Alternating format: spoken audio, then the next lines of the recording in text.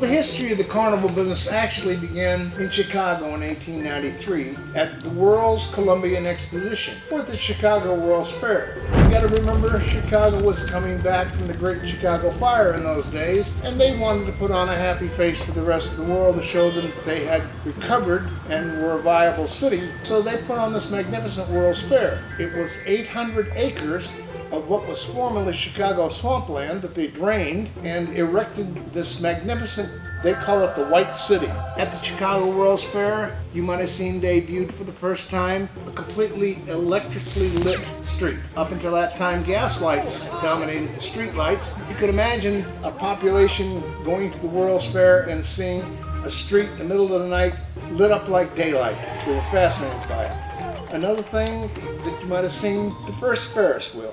Stood 241 feet high, weighed 4,000 tons, and the cars were as big as city buses. There really weren't any rides. Rides hadn't been invented yet. It was mostly shows. Little Egypt, the hoochie coochie dancer. She walks, she talks, she crawls on her belly like a reptile. Little Egypt was the sensation at the Chicago World's Fair. When the fair was over, at the end of the 6 months run, they bulldozed the whole damn thing down. It all went back to being a swamp. People were very enterprising. At the end of the Chicago World's Fair, they knew they had something. They knew they had a form of entertainment that people would flock to. So they began developing those shows. You gotta go down to the fair and see this guy. He's got 3 legs, the honest to God leg. He's got a leg growing on his back. Is he real? Could it be possible? What does he look like? Well, it'll cost you a dime to find out.